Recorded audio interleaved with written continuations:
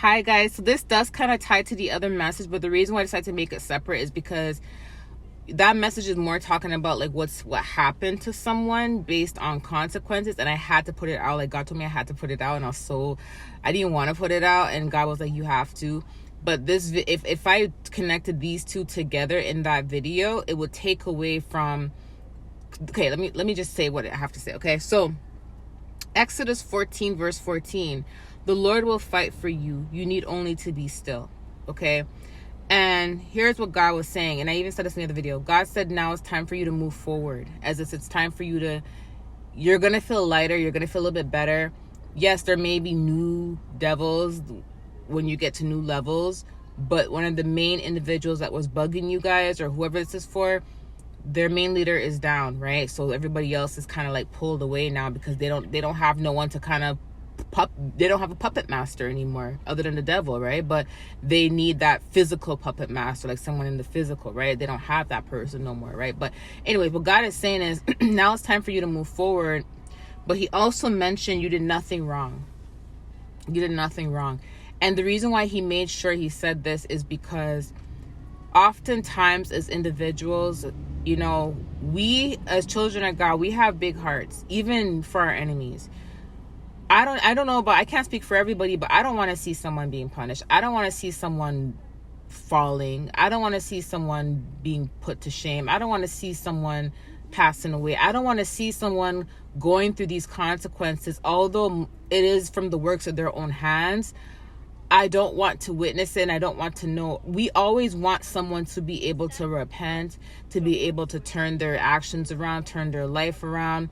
But at the same time, what God was saying is that some people, it's like it just goes through one ear and out the next. Some people just don't care.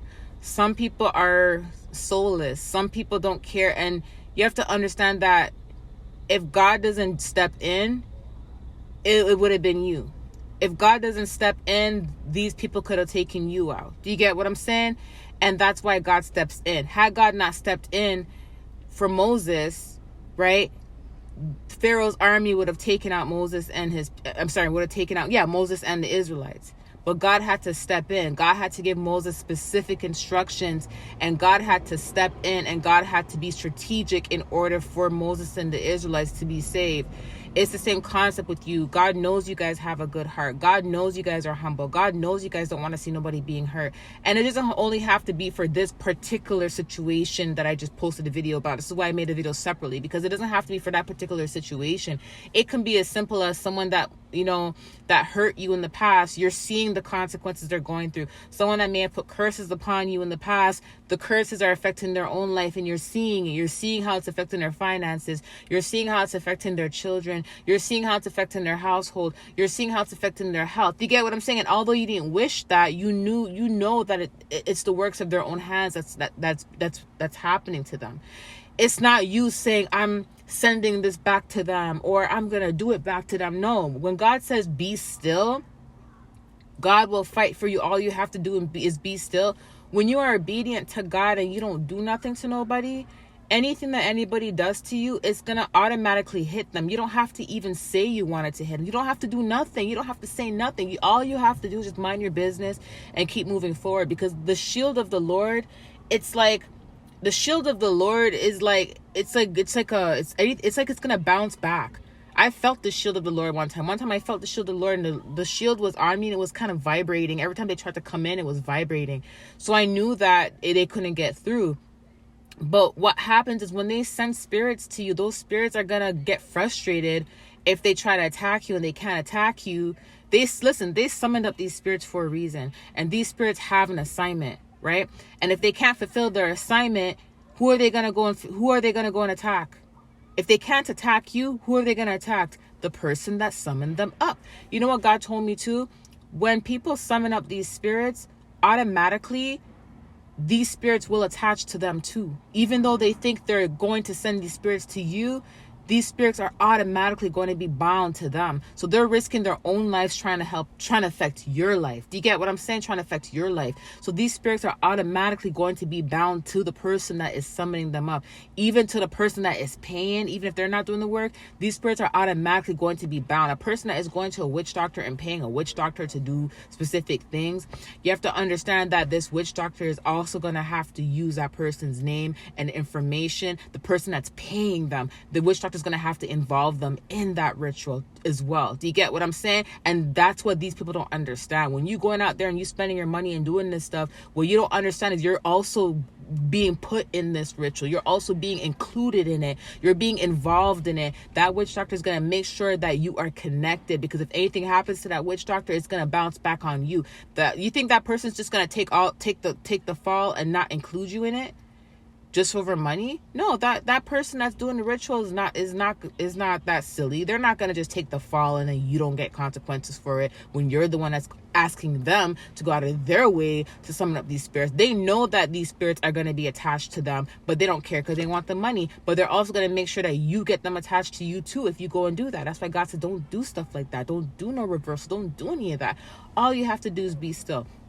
But like I said, it's not just in that case. It's in a situation where it could be as simple as your employer. Your employer may have done you wrong, did you wrong, and all of a sudden now you're seeing the effects of people's lives that have really thought they can play with your life, that has really thought they can mess with you. You're seeing these effects, but God is telling you you didn't do anything wrong. Because one thing, like I said, one thing about us is if we see someone is hurt or someone is sad, it doesn't matter what they did to us.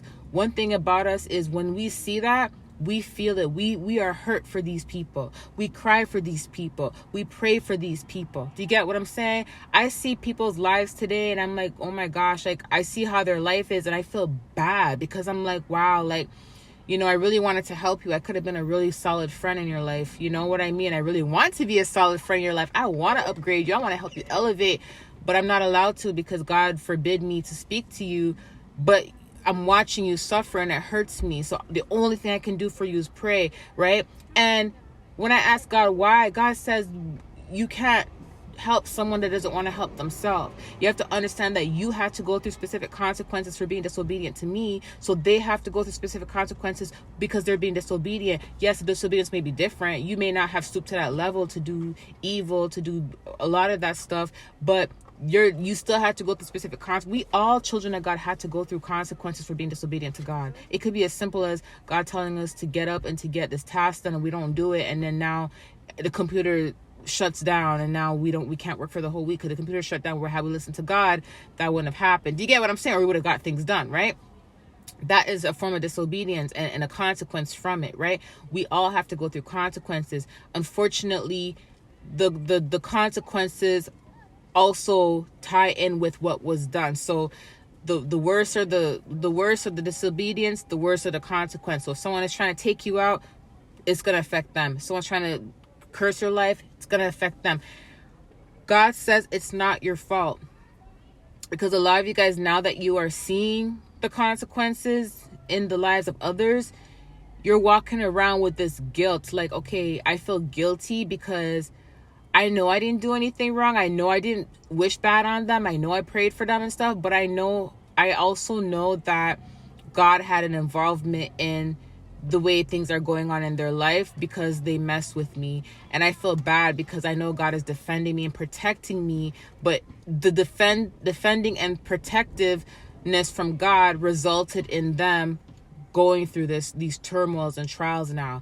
But what God is saying, it's not that he's punishing them. This is the works of their hands. He gives us all free will. We chose to use our free will in a more responsible way compared to how they chose to do it. So like I said, they are getting their consequences, but God just wants you to know that now it's time for you to move forward. And he is saying, you did nothing wrong.